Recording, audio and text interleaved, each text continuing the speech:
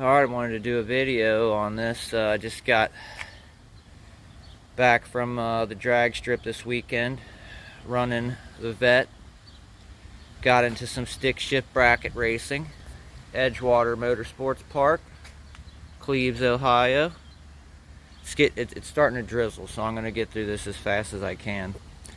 Basically, I bought some ZO6 wheels and put them on my base model.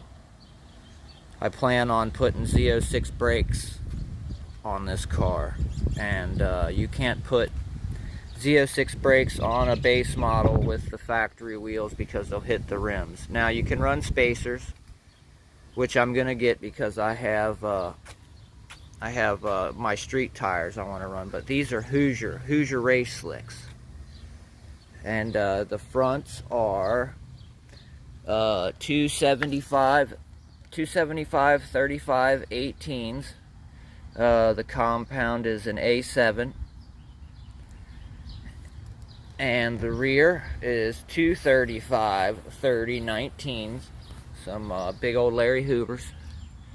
They don't rub. Front and rear is good. Turning, bumps, all that's fine. I drove it down to the track with these on it. They do not have any tread. They are race slicks, so I wouldn't recommend doing that if it was slick out.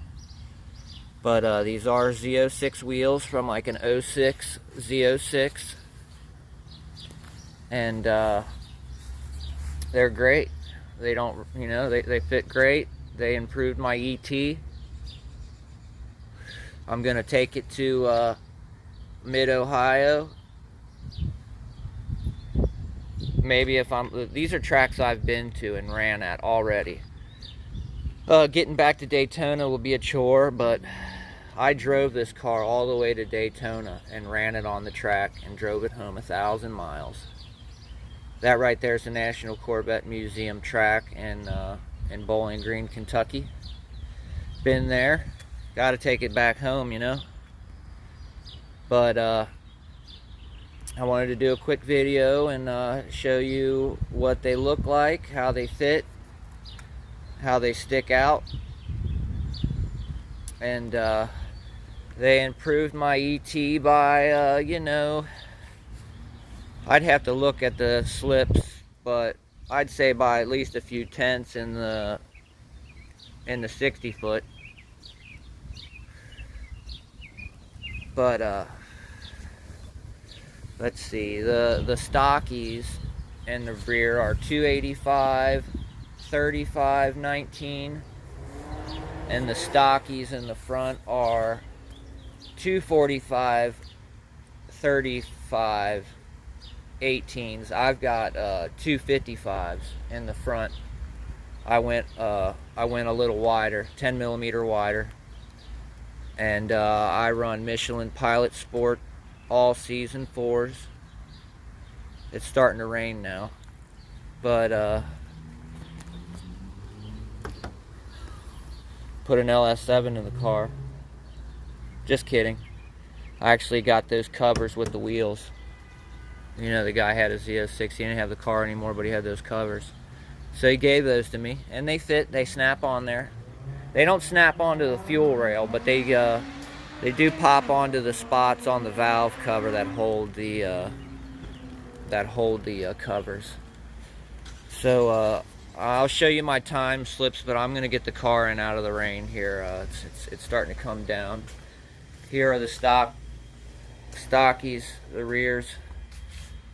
Pilot Sport, Michelin 285 35 19s and 255 40 18s in the front.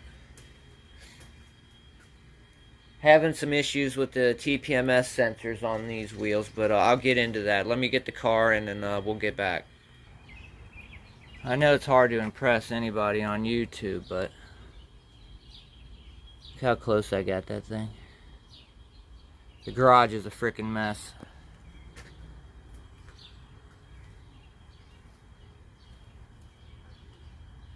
But yeah, let me get my time slips out and we'll go over those.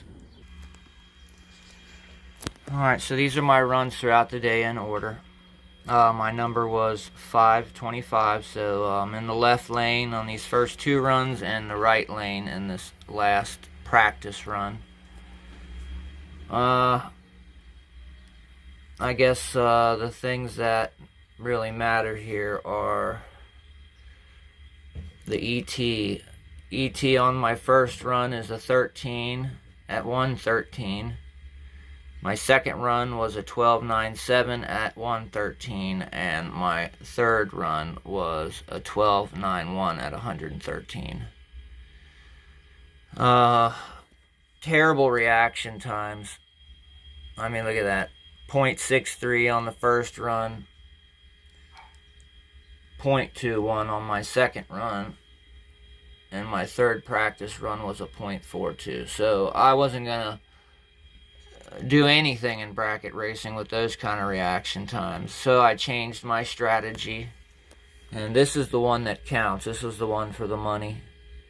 You know, I'm going up against this guy Miller in the right lane, who runs a 10.33, was his dial-in, and he ran a 10.36, so he's only off his dial-in by 0.03. I did okay. 12.95 was my dial-in. Best run of the day was a 12.91, so give myself some leeway there. Well, you know, I didn't think I was gonna. Basically, I dialed in a little slower than I was fastest, so that I could sandbag a little bit at the end, which I'm pretty sure is what anybody would do. Especially if they suck like me, because this is my 5th time down the track with the car. But when it's all said and done, for the money, round 1, he beat me. He beat me by, right here, 0.03 of a second finish margin. I was off my dial-in by 0.09. He was off his dial-in by 0.03.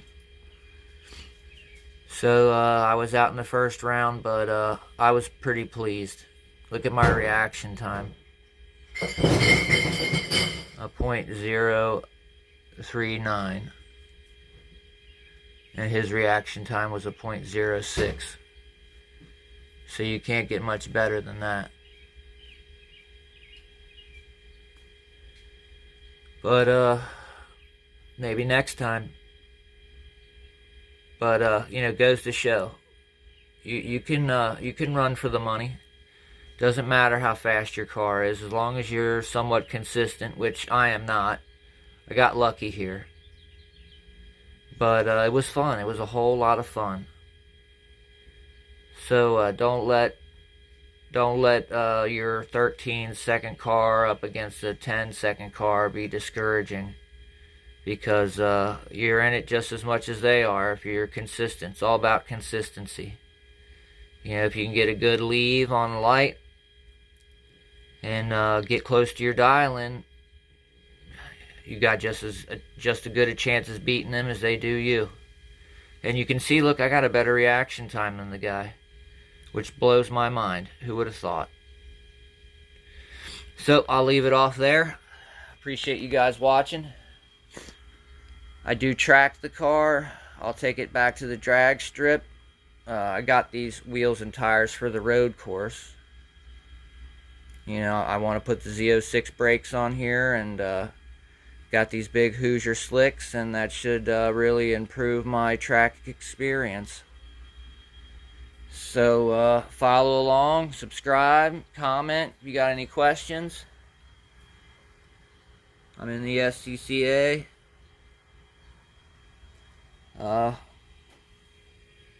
Yeah, I guess that's it. Like I said, if you guys got any questions, just let me know. Thanks for watching.